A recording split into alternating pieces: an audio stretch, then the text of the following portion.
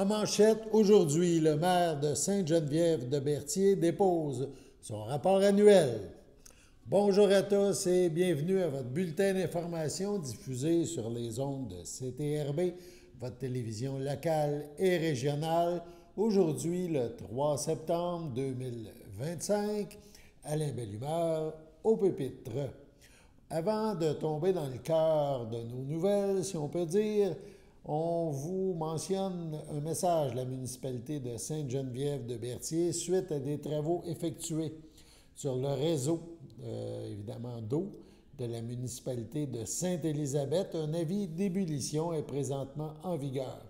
Jusqu'à nouvel ordre pour les secteurs suivants. Chemin Robillard, rang de la rivière Bayonne Sud du numéro civique 941 au 1313. Rang de la rivière Bayonne Nord du numéro civique 1256 au 1365. Il est recommandé de faire bouillir l'eau au moins 2 minutes avant de la consommer. La municipalité mentionne qu'elle tiendra informée des citoyens lorsque la situation sera rétablie. On a parlé de Sainte-Geneviève-de-Berthier. On poursuit. Hier soir, c'était la séance mensuelle du conseil municipal des élus à Sainte-Geneviève-de-Berthier. Le maire de la municipalité, Robert Pufal, a déposé son rapport annuel. On écoute le résumé de la dernière année. Chers citoyens et citoyennes, tel qu'exigé par la loi à l'article 176.2.2 du Code municipal, à chaque année, le maire doit faire le rapport aux citoyens des faits saillants du rapport financier et du rapport du vérificateur externe pour l'année précédente. Cet exercice de reddition de comptes sur les finances municipales vise à vous informer en toute transparence des choix financiers qui ont guidé nos décisions au cours de la dernière année et de la situation financière actuelle. Les états financiers 2024 ont été vérifiés par la firme DCA comptable professionnel agréé en date du 4 février 2025 et déposés à la séance du Conseil du 4 février. Les états financiers pour l'exercice terminé le 31 décembre 2024 révèlent un excédent de fonctionnement de 379 297 $. Par ailleurs, tel que mentionné à l'article 11 de la loi sur le traitement des élus municipaux, voici le détail de la rémunération versée aux élus pour l'année 2024. La rémunération annuelle du maire est de 24 762,40 avec une allocation de dépenses de 50 de 12 381,20. La rémunération annuelle des conseillers est à 8 254,13. L'allocation de dépenses des 6 conseillers à 4 127,7. C'est suggéré. Les conseils municipaux ont le droit de voter les salaires qu'ils veulent. Ce n'est pas obligatoire qu'il y ait un certain pourcentage, mais la grosse suggestion du ministère, c'est qu'on vote le salaire du maire, puis les conseillers ont un tiers. Puis quand on vote le salaire du maire, c'est, dans mon cas, c'est 24 000, je fais grâce des sous. L'allocation de dépenses est 50 12 000. Donc, 24 000 de salaire, les conseillers ont 8 000, puis l'allocation de dépenses 4 000. C'est la plupart des municipalités fonctionnent comme ça.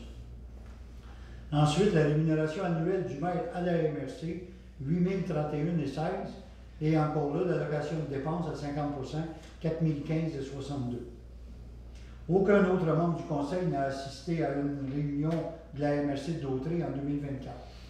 Parce que quand je suis absent, le maire suppléant peut me remplacer, mais je ne veux même pas souvenir d'en avoir manqué une, il n'y a pas personne qui va me remplacer. Ensuite, quelques réalisations de l'année 2024. On a parti la fête des neiges il y a 3 ans, je pense. Puis c'est une belle réussite. Donc, en 2024, encore en février, il y a eu la fête des neiges. Puis, on s'en parle déjà pour 2025. Là, on a déjà réservé les feux d'artifice, etc. Ensuite, l'inauguration de la zone neutre. Ici, dans le stationnement, on a inauguré avec la Sûreté du Québec. On appelle ça la zone neutre. Je pense qu'il y en a 3 dans la MRC de Dautrey. La première a été inaugurée à Lavaltrie. Il y en a un à Saint-Gabriel. Puis quand j'ai appris ça, il y a 2 ans et demi, 3 ans, à la MRC, je ne savais pas ce que c'était, mais il s'agit d'une zone où c'est bien éclairé, c'est révélé à tous les gens. Puis on appelle ça une zone neutre parce qu'il y a des caméras qui filment là 24 heures par jour. Donc, si vous faites une transaction avec un inconnu, puis que vous ne voulez pas que ça se passe chez vous, vous donnez rendez-vous à la mairie. Il y a 2 places qui sont sur l'asphalte, c'est déjà peinturé. Il y a des caméras 24 heures par jour, plus que 7 jours. Puis on garde tous les films tout le temps. En cas qu'il arrive quelque chose, si on a une demande, une journée, 2 jours, 3 jours plus tard, on a des films de ce qui s'est passé là. Puis, à ma surprise, à la surprise un peu de tout le conseil, c'est beaucoup plus utilisé qu'on s'attendait. On est bien placé par rapport à l'autoroute, puis tout, là, fait que même quelqu'un de Berthierville ou de Masquinongé ou de Lanoret qui veut faire une transaction, ils peuvent venir ici, puis c'est plus utilisé qu'on le pensait. La Sûreté du Québec est vraiment en faveur de ces zones neutres-là. Fait qu'on a inauguré ça en 2024. Ensuite, on a inauguré aussi le pont de track en face, dans le parc Jean-Louis Poulette. Derrière la patinoire, on s'est fait construire un pont de track pour le terrassement Barry. On a inauguré ça en 2024. Ensuite, en 2024, on a commencé des démarches pour la création d'un camp de jour. Camp de jour, on n'avait jamais eu à Sainte-Geneviève. On était vraiment dépendant de Berthierville. Berthierville, évidemment, ils desservaient leurs citoyens. Les places restantes, c'était le premier arrivé, premier servi. Là, il y a beaucoup de citoyens qui sont venus nous voir. Il manquait beaucoup de places. Je peux y aller pas mal sûr de mon coup. En 2023, il y avait eu. Non, en 2024, il y a eu 29 enfants de Sainte-Geneviève qui ont été au camp de jour de Berthierville. Puis il y avait une demande, il en manquait quasiment autant. Fait que là, à un moment donné, on a allumé que l'école Sainte-Geneviève est à Sainte-Geneviève. Puis là, on a communiqué avec un air en fête, M. Deschênes, Stéphane Deschênes, qui est venu nous rencontrer. On a rencontré la directrice de l'école Sainte-Geneviève, puis on a vu la possibilité d'offrir un camp de jour à tous nos citoyens. On a commencé les démarches, pour vous dire, la première rencontre le 4 avril 2024. Ensuite, on est allé à l'été, pendant les vacances, on est allé rencontrer, faire le tour de l'école Sainte-Geneviève pour voir s'il y avait de la disponibilité, avec la commission scolaire, évidemment, puis si c'était possible de le faire. Cette année, ça a été une belle réussite. En 2025, le camp de jour, il y a eu 52? 54 enfants qui ont été inscrits au camp de jour. Puis il y en a qui ont fait 4 semaines, il y en a qui ont fait 6 semaines, jusqu'à 8 semaines. Puis je pense que une fois que tout est passé, ça ne coûtera pas plus cher à la municipalité que ça coûtait dans les années antérieures, parce qu'on remboursait l'excédent. Berthierville chargeait un excédent par rapport aux citoyens de Berthierville, puis c'est cet excédent-là qu'on remboursait à nos citoyens.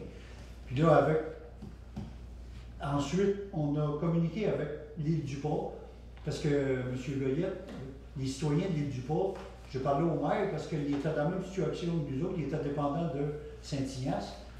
Puis lui aussi, il manquait de place. Il me dit qu'il y avait du monde qui allait à Saint-Norbert ou même à Lanoret. Fait qu'il embarquait avec nous autres dans notre idée. Parce que M. Deschênes nous disait que pour vraiment que ça soit rentable, ça nous prenait autour de 80 enfants. Puis nous autres, on figurait à 50, 55. Puis à l'île du Pas, il parlait de 20, 22. Fait que ça arrivait pile. Fait que l'île du Pas embarquait avec nous autres. Puis finalement, quand Berthierville a entendu parler de notre orientation versus Air en fait, eux autres, ils étaient complètement indépendants. Ils faisaient ça eux autres mêmes. Puis là, on a été approchés pour embarquer avec eux autres. Puis vu que Berthierville ont 110, 120 enfants au camp de jour, ça a baissé le prix à tout le monde. Fait que le camp de jour, Berthierville, Sainte-Geneviève et l'île du Pas, c'est une belle réussite pour 2024. Ensuite, on a fait aussi en 2024 des collections d'égouts pluviales dans le domaine de Grand Prix. Depuis des années, depuis, je vous dirais, 15-20 ans, il y avait un groupe de citoyens, là, un côté de l'autre, toutes les fois qu'il y avait une grosse pluie, L'eau rentrait dans le sous-sol, puis il y avait beaucoup de misère dans le domaine de Grand Prix. Là, avec débit, ça a débordé, c'est sûr. Avec débit, il n'y a pas un que jour qui a été inondé. Il y a beaucoup de monde dans le domaine de Grand Prix qui ont été inondés. Mais on a fait les réparations dans le domaine de Grand Prix. En faisant le bilan 2024, je ne peux passer sous silence, évidemment, la tempête débit du 19 et 10 août, qui a causé beaucoup de dommages sur notre territoire, dont plusieurs inondations et plus d'une vingtaine de glissements de terrain. En causalité avec ce malheureux événement et dans le contexte économique actuellement difficile pour tous, le Conseil a travaillé fort sur le budget 2025. Effectivement, il a fait des choix exceptionnels pour cette année et on a réussi à ne pas augmenter le taux de taxe pour l'année 2025. Les membres du conseil municipal sont sensibles aux finances municipales et chaque dollar investi dans la communauté doit être un investissement et non une dépense. Les membres du conseil continueront d'aborder de façon très serrée la gestion des finances municipales. Enfin, je veux remercier les citoyens pour la confiance démontrée à l'égard du conseil tout au long de l'année. Je tiens également à remercier mes collègues du conseil municipal et les employés municipaux pour leur travail constant, leur appui et leur implication. Merci à tous. Y a-t-il quelqu'un qui veut ajouter quelque chose? On va bien faire ça. Merci. Nous avons bien fait ça. Le conseil a bien fait ça. Suite à ce tour d'horizon de la dernière année à Sainte-Geneviève-de-Berthier, on passe à la pause. Votre station de télévision de Berthierville vous invite cordialement à son bingo hebdomadaire télédiffusé tous les samedis matins dès 9h30. Depuis longtemps, les fans de CTRB se divisent le joyeux montant de 600 $ chaque semaine à cette joute de bingo. N'oublions pas non plus le super bingo mensuel d'une cagnotte de 2000 $ que vous pourriez vous partager chaque premier samedi du mois. Un moment de fébrilité qui pourrait devenir payant pour plusieurs d'entre vous. Pour vous procurer ces fameuses cartes de jeu, les dépositaires participants sont à Berthierville, le dépanneur Formule 1, la station-service Arnois sur le boulevard Gilles Villeneuve, le marché IGA Extra Famille Mont-d'Or sur la rue Gabriel Brissette, le marché Métro Boucher sur la rue Notre-Dame et la pharmacie Proxime sur la rue Frontenac. À Saint-Ignace de Loyola, le dépanneur Proxy sur la rue de la Traverse, la boucherie Aldo sur le rang Saint-Michel. C'est donc un rendez-vous hebdomadaire chaque samedi matin à 9h30 sur les ondes de CTRB, votre télévision locale et régionale, celle-ci toujours en haute définition. Toute l'équipe de CTRB vous remercie de votre fidélité et vous souhaite bonne chance.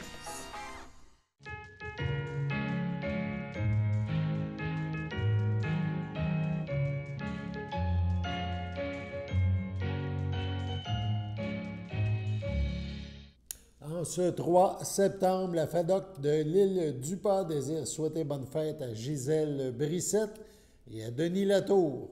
C'est votre anniversaire aujourd'hui, en ce 3 septembre. Eh bien, toute l'équipe de CTRB se joint à moi et vous souhaite un heureux anniversaire. La municipalité de Lanoraie est fière d'annoncer le dévoilement de sa nouvelle planification stratégique pour la période 2025-2030. La présentation officielle a eu lieu le 26 août dernier au pavillon Jean Bourdon. La démarche a pour objectif de guider le développement de la municipalité pour les 5 prochaines années. Pour ce faire, la municipalité s'est laissée guider par la firme IC Nova qui a su rendre cette démarche collective, participative, rassembleuse et concrète. La vision de la municipalité, incarner son unicité entre le bien-être, la nature et la croissance, est une ambition commune qui guide le développement à long terme. Elle a été co-construite grâce à une démarche participative, puis formulée par le conseil municipal et l'équipe de direction. La mission de Lanoraie est de développer un cadre de vie qui favorise le bien-être et la durabilité en s'assurant que les services municipaux répondent aux besoins collectifs tout en posant les bases du Lanoret de demain. Cette mission définit le rôle central de la municipalité. Elle a été établie en fonction des attentes des citoyens lors de consultations publiques et d'une analyse des défis et opportunités. En amont de la présentation publique, une séance a été tenue avec les employés de la municipalité. Une brochure détaillée de la planification stratégique est désormais disponible à l'Hôtel de Ville ainsi qu'en ligne. De plus, un plan d'action comportant plus de 40 actions diverses sera disponible pour consultation sur le site web de la municipalité sous peu. On regarde 2 extraits.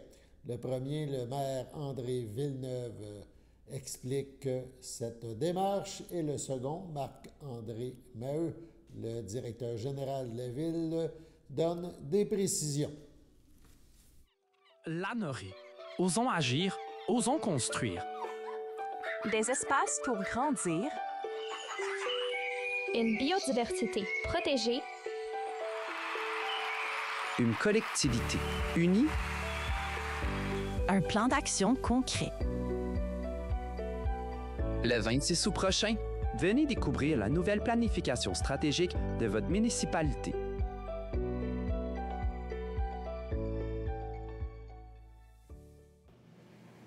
Donc, le court, concis, efficace. Donc, c'est sans plus tarder que je vais laisser la parole à M. Villeneuve pour venir vous expliquer le pourquoi de cette démarche à Lanoret.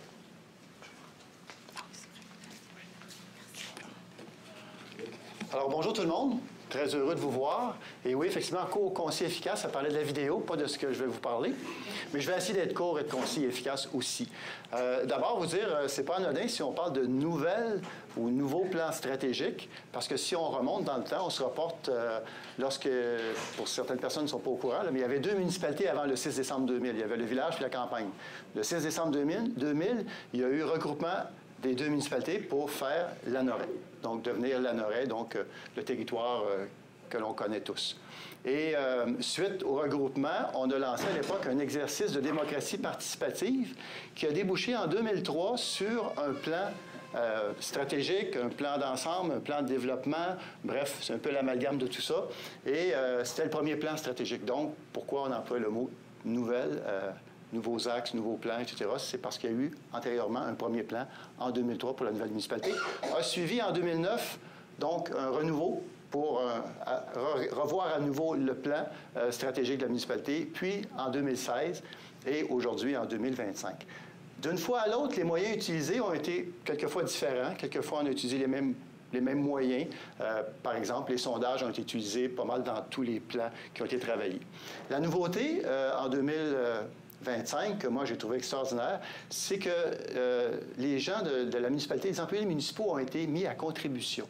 Et ça, c'est important parce que c'est collectivement que le plan qu'on va vous présenter a été concocté. Tout le monde y a participé d'une certaine façon, soit par sondage ou en émettant des idées qui sont parvenus aux oreilles soit des employés municipaux, soit des élus. Alors, tout ça est venu faire en sorte que ce qu'on vous livre aujourd'hui, c'est vraiment le fruit d'1 année et demie de réflexion, de travail, de collecte de données, d'analyse, de sondage, etc. Donc, c'est vraiment l'amalgame de tout ça qui va permettre aujourd'hui de vous présenter le plan d'ensemble que vous avez, dans le fond, concocté tout le monde. Alors voilà, j'en dis pas plus. Tout d'abord, au niveau des résultats, peut-être dans un premier lieu, parler de la participation. Tout au long de l'exercice, c'est 250 personnes et plus qui ont été consultées et ou qui ont participé à la co-création de la planification stratégique. C'est quand même exceptionnel. Ensuite de ça, vient la mission. La mission, c'est quoi? C'est le rôle central de la municipalité. Nos responsabilités, ça a été défini par les attentes exprimées par les citoyens lors des consultations. Ça vise à assurer une gouvernance cohérente et efficiente. La mission qui a été donnée, ça peut se lire comme suit. Développer un cadre de vie qui favorise le bien-être et la durabilité en s'assurant que les services municipaux répondent aux besoins collectifs tout en posant les bases du Lanoret de demain. Ensuite de ça vient la vision. La vision, c'est quoi? La vision, c'est un peu la façon dont on veut remplir notre mission. C'est la couleur qu'on se donne pour se différencier. Bref, c'est l'ambition commune. Ça se lit comme suit. incarner notre unicité entre le bien-être, la nature et la croissance. Ensuite de ça viennent les valeurs. Les valeurs, ça a été défini suivant les récurrences observées dans les discussions. C'est ce qui nous unit. C'est un énoncé, dans le fond, qui a été développé pour représenter les valeurs de la municipalité qui se lit comme suit. Engagés et solidaires envers notre communauté, rêvons verts, rêvons grands, osons agir, osons construire, ensemble, contribuons à l'épanouissement collectif. Au niveau de la planification stratégique, viennent les orientations. C'est 4 grandes priorités qui vont se traduire par 4 grands axes. L'environnement, l'économie, la qualité de vie et les citoyens, qui se déclinent comme suit. Une municipalité qui respecte et met en valeur son milieu dans une perspective durable. Une municipalité active et engagée dans un développement équilibré. Une municipalité attrayante pour sa qualité de vie riche, vivante et diversifiée pour tous. Et finalement, un axe transversal qui est les citoyens et citoyennes au cœur des préoccupations de la vie municipale. Dans un autre ordre d'idées, le maire de Lanoraie, André Villeneuve, invite la population à participer à une longue chaîne humaine pour protester contre l'état de la route 138, le chemin du Roi, entre Lanoraie et Sainte-Geneviève-de-Berthier. Alors, bonjour tout le monde. Petit rappel, la photo que vous voyez derrière moi, je pense que vous rappelle de quoi je vais vous parler.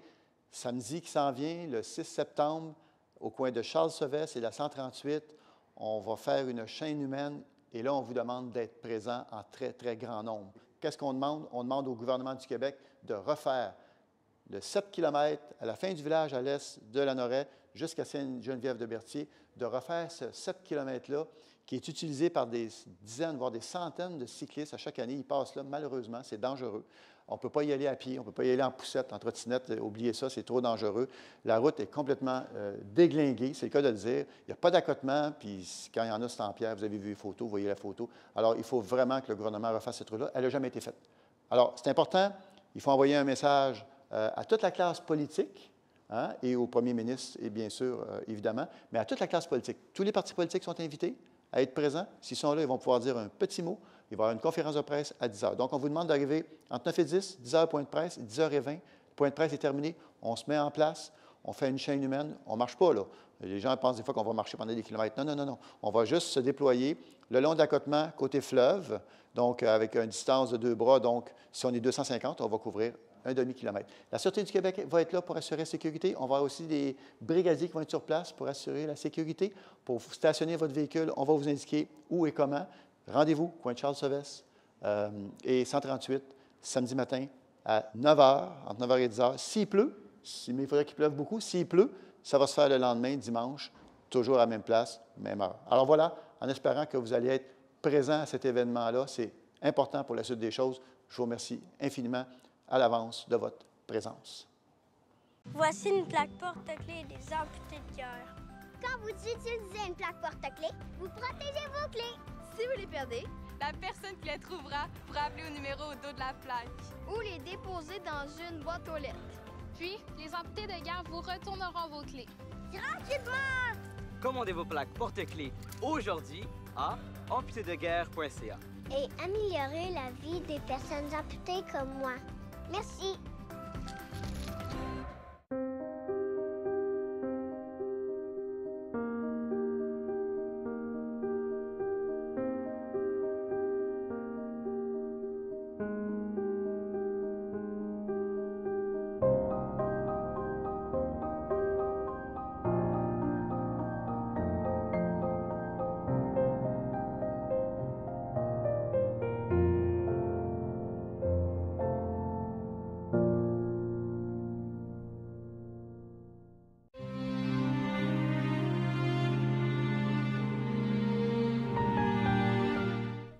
À l'hôpital de Lanaudière, le 17 août dernier, à 72 ans, est décédé M. Claude Gouget, époux de Mme Doris Côté, demeurant à Notre-Dame-de-Lourdes. Il laisse dans le deuil, outre son épouse, ses enfants, Pierre-Marc et Nancy, Amélie, ses frères et sœurs, Daniel, Nicole, Michel, Christiane, Francine, Marcel, ses beaux-frères et ses belles-sœurs, ainsi que plusieurs neveux, nièces, autres parents et amis. Vos témoignages de sympathie peuvent se traduire par des dons effectués sur le site de l'endroit où, évidemment, repose la dépouille. La famille vous accueillera samedi, le 6 septembre, dès 12h30 au complexe funéraire Thériault, 741 rue Notre-Dame à Berthierville, où une liturgie de la parole aura lieu le même jour à 14h30. À l'aube de ses 85 ans, Paul Boudreau, architecte de talent, nous a quittés. Né à Montréal de feu Marie-Paul Rabouin et de feu Maurice Boudreau, il laisse derrière lui sa conjointe des 15 dernières années, Lucie Blouin, ses filles adorées Virginie et Élisa, Vincent de Grotte, ses petites-filles chéries Romy, Alicia et Claire, son frère Jean, Michel Saint-Antoine, sa sœur Louise, André Bibeau, ainsi que de nombreux parents et amis. Tous se souviendront de lui comme un homme qui aimait la vie, la découverte de nouvelles choses, les arts, la bonne bouffe, surtout les desserts, la pétanque, le football et sans oublier, la langue française et le Québec. Il est possible de compenser l'envoi de fleurs par un don effectué à l'organisme de votre choix. Ça serait apprécié par la famille. On a tous une cause qui nous tient à cœur. La famille recevra les condoléances le samedi 6 septembre de 13h à 14h à l'église Sainte-Geneviève de Berthier, située rue Montcalm à Berthierville. Les funérailles auront lieu au même endroit à 14h. Au CHDL de Saint-Charles-Borrobin, le 19 août, à 70 ans, est décédée Mme Louise Roch, épouse de M. Michel Hérard, demeurant à Saint-Ignace de Loyola. Elle laisse dans le deuil, outre son époux, ses enfants, Martin Hérard, Élise Paré, Isabelle Hérard, Martin Bricot, Lily Annie Hérard, Guillaume Turgeon, ses petits-enfants Alexandre, Jacqueline, Charlotte, Mathéo et Zoé. Ses frères, sœurs, beaux-frères et belles-sœurs, Lise Roch, Alain Bournival, Liliane Roch, Michel Rivet, Pauline, René, Angèle, Jean, Monique, Sylvain, Guylaine et Denis Hérard, ainsi que plusieurs neveux, nièces, autres parents et amis. La famille vous accueillera le 27 septembre prochain, 13h, en l'église Sainte-Geneviève de Berthier, rue Montcalm à Berthierville. Les funérailles suivront à 14h. Sur ce, passons à la météo.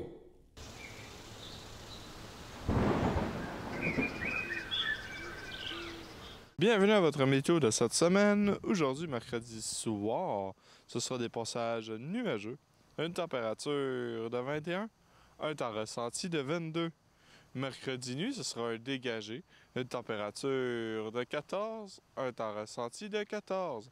Jeudi matin, ce sera ensoleillé avec passage nuageux, une température de 16, un temps ressenti de 16. Jeudi après-midi, ce sera des risques d'averses, une température de 27, un temps ressenti de 30, moins de 1 mm de pluie. Jeudi soir, ce sera de la pluie, une température de 21, un temps ressenti de 23, environ 10 à 15 mm de pluie. Jeudi nuit, ce sera de la pluie, une température de 15, un temps ressenti de 14, environ 10 à 15 mm de pluie. Et voilà, c'était tout pour votre météo.